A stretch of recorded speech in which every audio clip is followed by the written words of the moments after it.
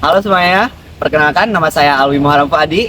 Saya merupakan mahasiswa Universitas Airlangga dari Fakultas Ekonomi dan Bisnis. Nama saya Fania Sulsan Alia, saya dari Fakultas Ilmu Sosial dan Ilmu Politik. Saya Alodia Syahrul Alifa dari Fakultas Sains dan Teknologi.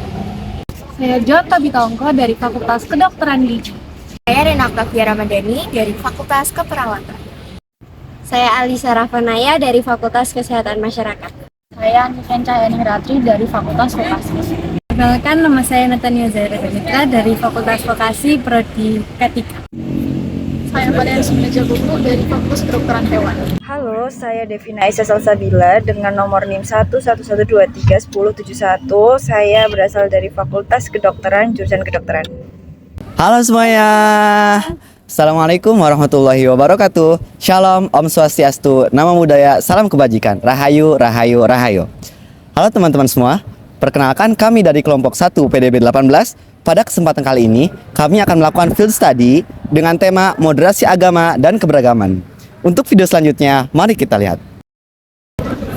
Indonesia adalah negara yang memiliki banyak suku, budaya, dan agama.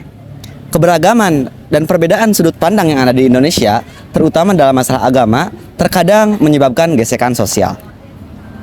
Di sisi lain, ada umat beragama yang membenturkan keagamaannya dengan budaya lokal seperti sedekah laut, festival kebudayaan, dan juga festival budaya yang lain.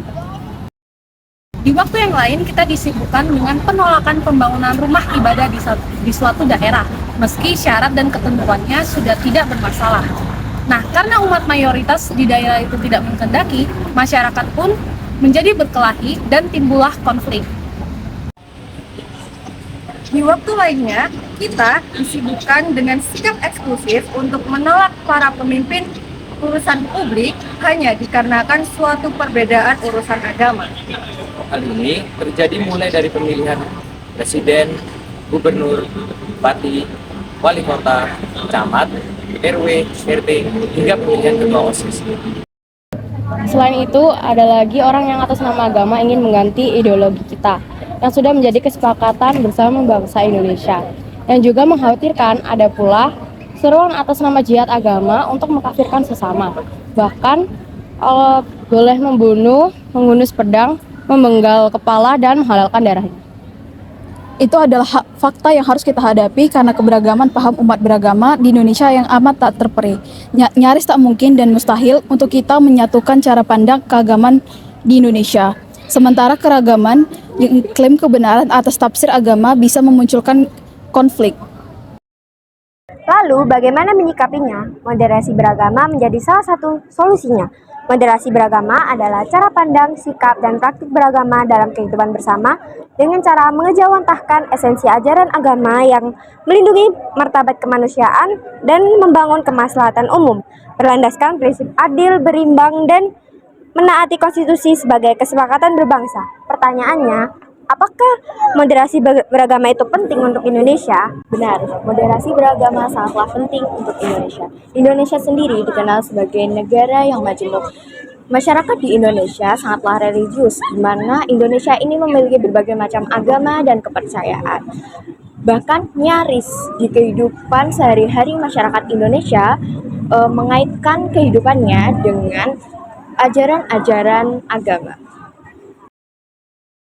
Itu mengapa kemerdekaan beragama juga dijamin oleh konstitusi kita.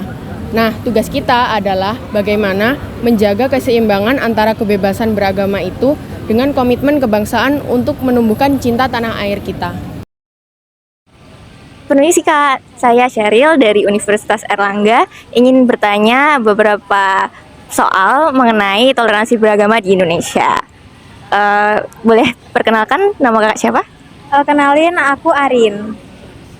Oke, jadi pertanyaan pertama yaitu menurut kakak apakah toleransi beragama di Indonesia perlu ditingkatkan?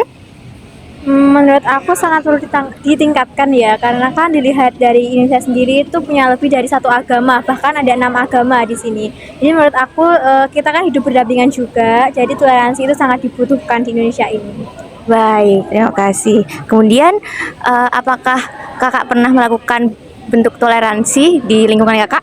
Kebetulan kan tetangga aku atau teman dekat aku itu agamanya non muslim ya, sedangkan aku sendiri muslim. Jadi kita saling menghargai waktu ibadah kita dan kita juga tetap berteman baik. Begitu. Baik, kemudian pernah nggak sih Kak ada perselisihan antar umat beragama di lingkungan Kakak? Kebetulan toleransi di daerah aku itu udah sangat baik ya, alhamdulillah. Jadi tidak ada perselisihan antar agama gitu. Baik, terima kasih Kakak atas waktunya dan informasinya. Ya, perkenalkan saya Devi Naisa dari Fakultas Kedokteran Universitas Airlangga. Saya di sini meminta waktunya untuk wawancara ya Kak ya. Yang pertama, menurut Kakak apakah toleransi beragama di Indonesia ini perlu ditingkatkan? Ya, perlu. Ya baik. Kemudian kira-kira apa nih bentuk toleransi yang sudah kakak-kakak terapkan di sini? Setidaknya kita ini kan kayak dari hal kecil dulu ya, kayak menghargailah antar perbedaan agama yang di Indonesia kan. Setidaknya kita gak mencela kan, misalnya perbedaan kebiasaan beda agama kan, kita Islam, yang Kristen, kita kan gak mencela gitu. Jadi ya masing-masing kita mempunyai kebiasaan dan kepercayaan masing-masing. Itu mungkin dari hal kecil itu aja sih. Menghargai agama orang lain juga gitu ya. Terus kira-kira nih, apakah ada perselisihan antar umat beragama yang pernah terjadi di lingkungan kakak? Pastinya pernah ya, Pastinya. karena ya itu tadi, karena mungkin kurang kesadaran kalau saling menghargai itu perlu. Makanya kenapa kok toleransi beragama itu perlu buat ditingkatkan, karena ya itu salah satunya biar meminimalisir perselisihan antar umat beragama yang berbeda.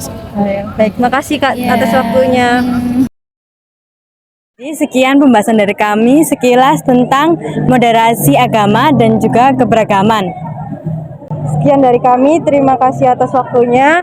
Assalamualaikum warahmatullahi wabarakatuh. Shalom, Swastiastu, Namo Buddhaya, Salam Kebajikan, Rahayu Rahayu Rahajeng.